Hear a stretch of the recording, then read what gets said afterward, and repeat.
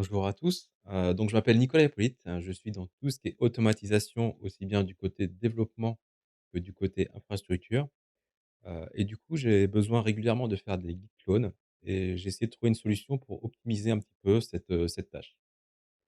Donc je vais vous présenter ici un outil que j'ai fait, pour cela.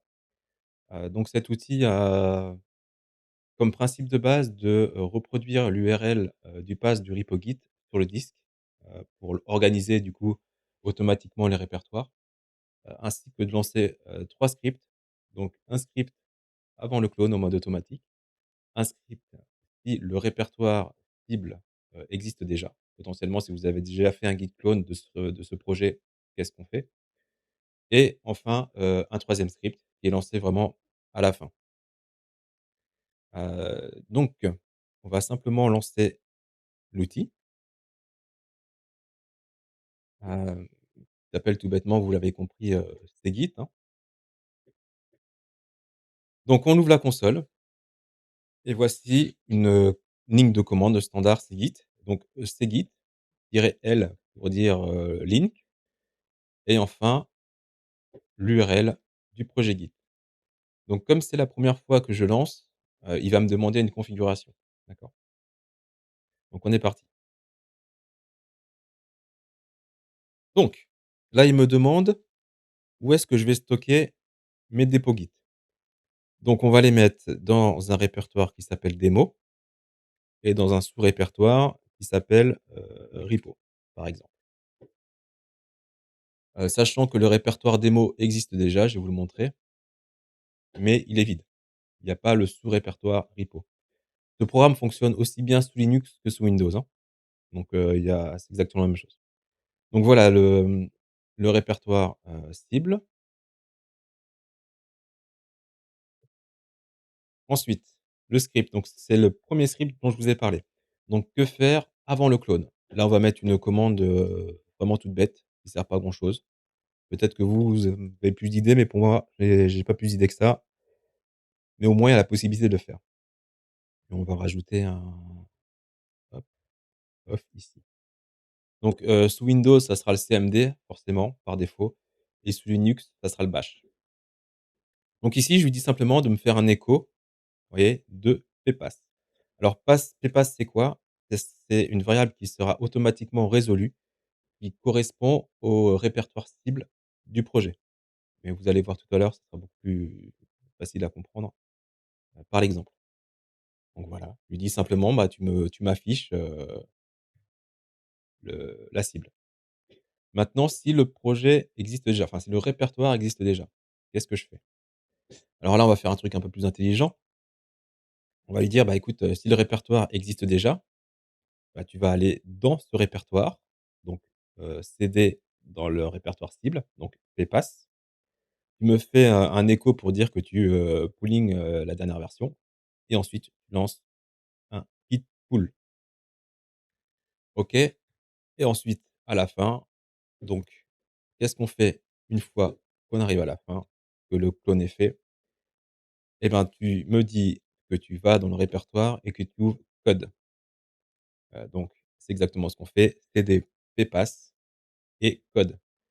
Code, c'est un raccourci pour dire VS Code, hein. Ça va donc ouvrir VS Code dans le répertoire cible. OK. Donc une fois que je vais faire un suivant, automatiquement la configuration est terminée et ça va me faire le clone. On est parti. Donc voilà, ça clone, voilà et ça m'a ouvert VS Code. Donc c'était un petit peu rapide, mais c'est bien ce que ça m'a fait.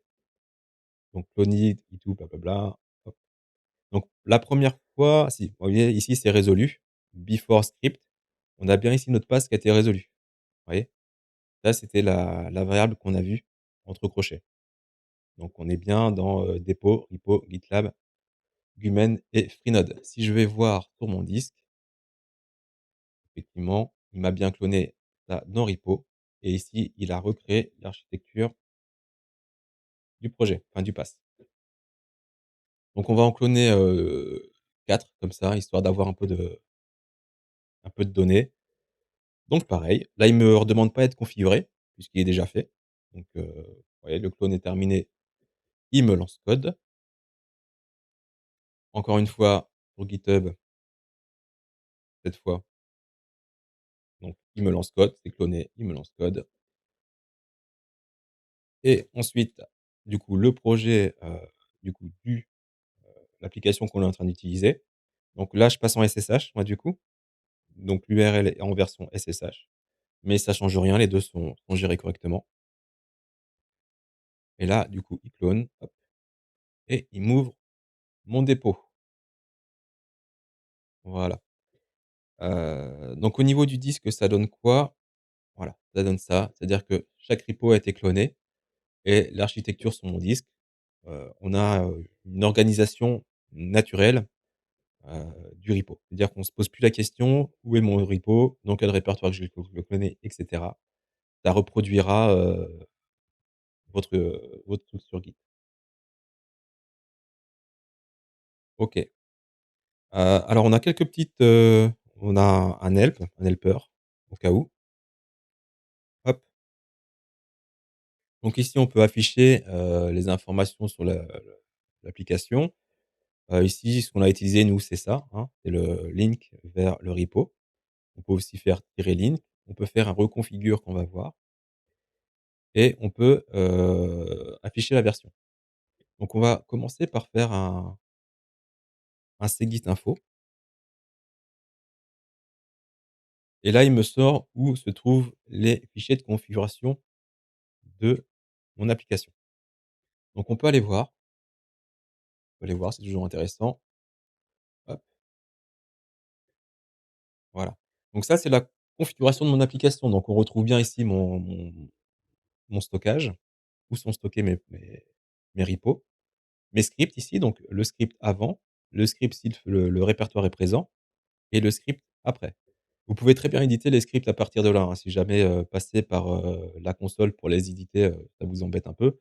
Là, par exemple, si je fais un écho Toto, que j'enregistre, hop, je ferme ça, et que je fais ensuite, du coup, un cgit reconfigure, cgit reconfigure, vous allez voir. Donc il me reprend mon fichier de configuration et ici, vous voyez, j'ai mon écho Toto qui est arrivé. Hop, hop, hop et on termine. Hem, vous allez voir que le script que je vais remettre à l'écran, hop, hop, hop. Le script 2, qui était de faire si, le répertoire est présent, qu'est-ce que je fais? Et ben, on va le tester. Par exemple, voilà, j'avais déjà cloné celui-ci. Donc qu'est-ce qu'il fait si je relance?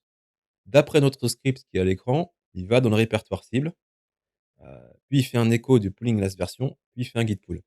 Alors on va tester, voilà. Donc il me l'a fait assez rapidement, mais on va aller voir ça. Donc il m'a bien ouvert VS Code, on va pouvoir le fermer et là, du coup, il a bien l'écho de pooling last version qui est en fait dans le script, hein, qu'on voit le petit 2 à l'écran et ensuite il m'a bien fait un git pull puisque ça, c'est une réponse de Git. Il me dit que bon, dépôt est déjà à jour. Voilà, donc c'est un petit outil que j'ai créé, que je me sers du coup, régulièrement, que j'essaie de mettre à jour aussi, régulièrement dès que je peux. N'hésitez pas à aller le voir, à le télécharger, à l'utiliser. L'idée, c'est vraiment que, d'accélérer un peu les choses, et que ça vous soit utile. C'est surtout ça. L'important, c'est que ça vous soit utile et si ça vous est utile, moi, je serai le plus heureux. N'hésitez pas si jamais vous avez aussi des propositions à faire sur son utilisation, hein, ça peut être, différentes choses, je vous laisse voir. Heu, je mettrai du coup le lien du dépôt Git en dessous ou au-dessus de la vidéo, suivant là où je vais la poster, je ne sais pas encore et bah, n'hésitez pas à le télécharger, à l'utiliser et à me dire, que vous voulez ajouter et cetera et cetera et cetera. On peut faire ce qu'on veut, c'est du code. Allez sur ce messieurs, je vous remercie d'avoir regardé cette vidéo et puis peut-être à plus tard. Ciao, ciao.